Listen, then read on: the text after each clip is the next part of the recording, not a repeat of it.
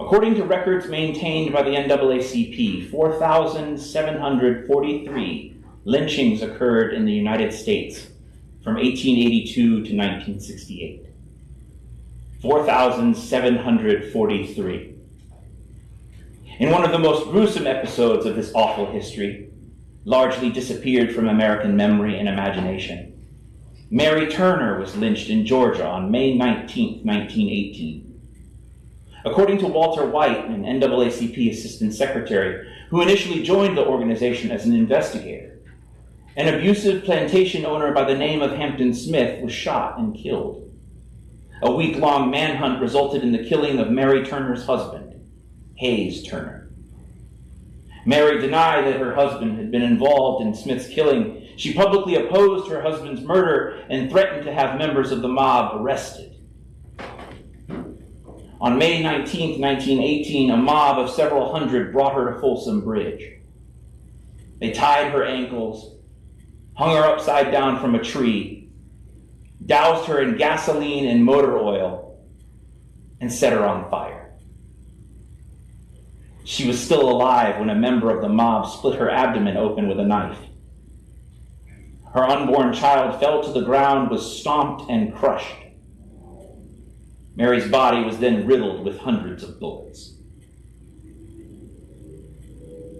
We know about these incidences because organizations like the NAACP, the Tuskegee Institute, now Tuskegee University, and more recently the Equal Justice Initiative and others, refuse to let us look away. But we also know about these atrocities because they took place in modern recorded history.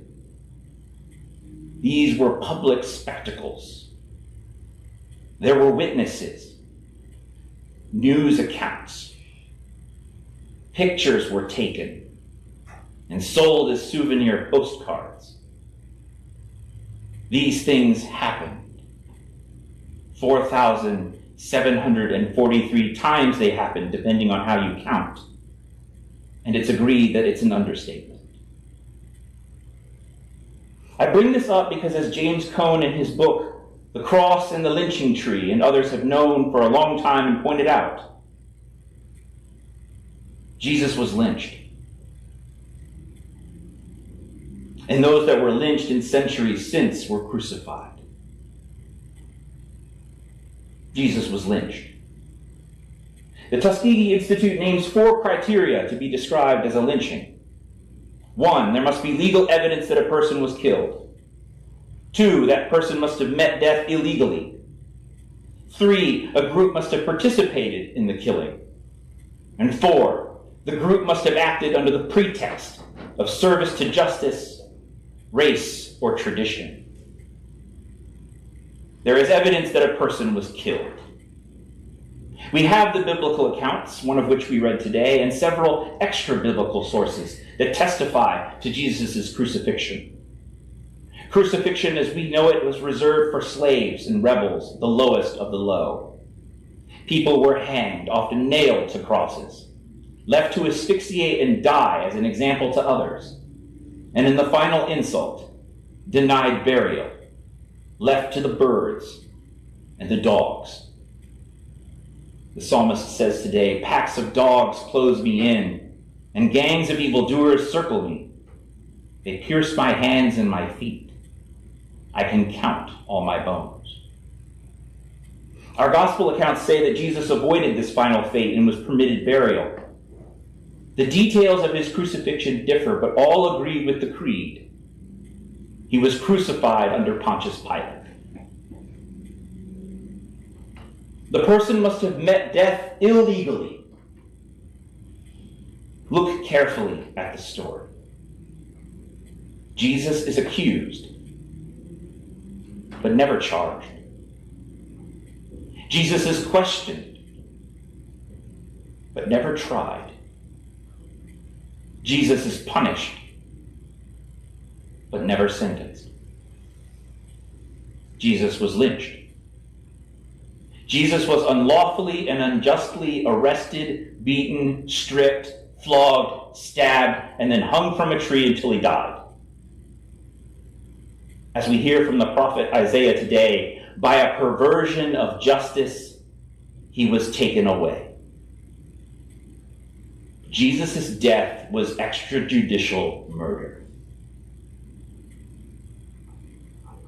A group must have participated in the killing.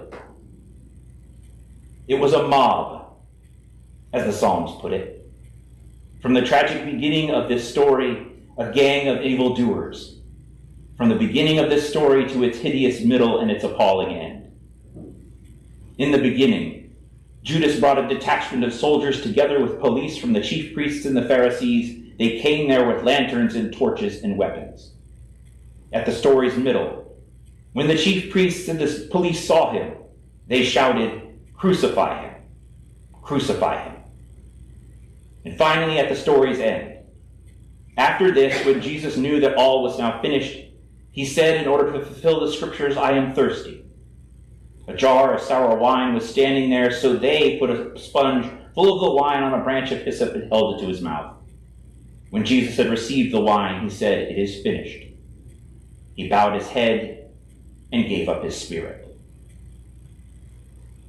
A detachment of soldiers, together with police from the chief priests and the Pharisees, they shouted, "Crucify him."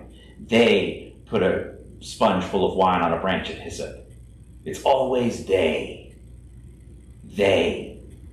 And plural collective nouns, soldiers, police, priests, that hide the names of the guilty. Jesus was murdered by mob justice, a vicious tribunal in which no one in particular is responsible, because the horde has taken on a ghastly life all its own.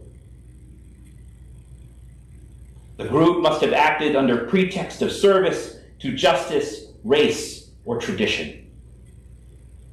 The powers that be quibbled over the justification, but not the need for Jesus' death.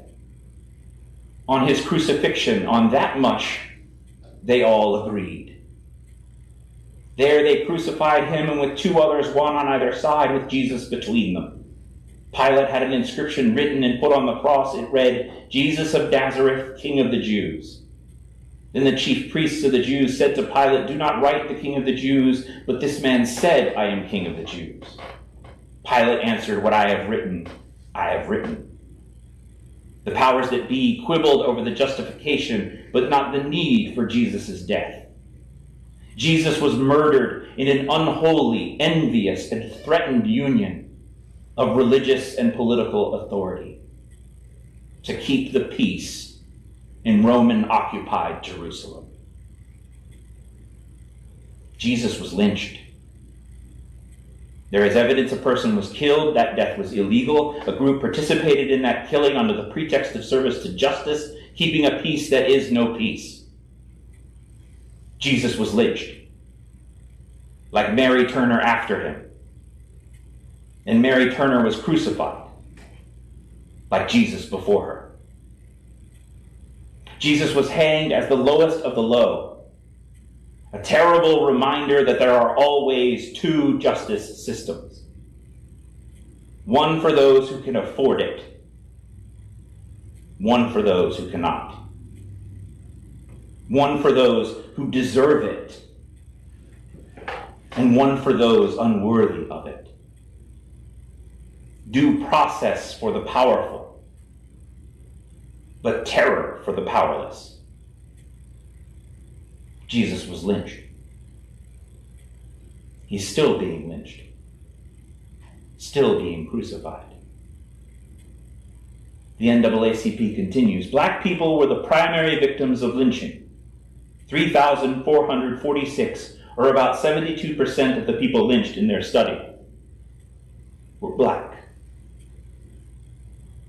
But they weren't the only victims of lynching. Some white people were lynched for helping black people or for being anti-lynching. Immigrants from Mexico, China, Australia, and other countries were also lynched. As Isaiah wrote, and not only of Jesus, by a perversion of justice, he was taken away. The Son of God was lynched. The image of God is still being lynched. still being crucified. Because there are always and still two justice systems. One for those who can afford it. One for those who cannot. One for those who deserve it. And one for those unworthy of it. Due process for the powerful, but terror for the powerless. There are courts of justice worthy of the name. And then there is the cross.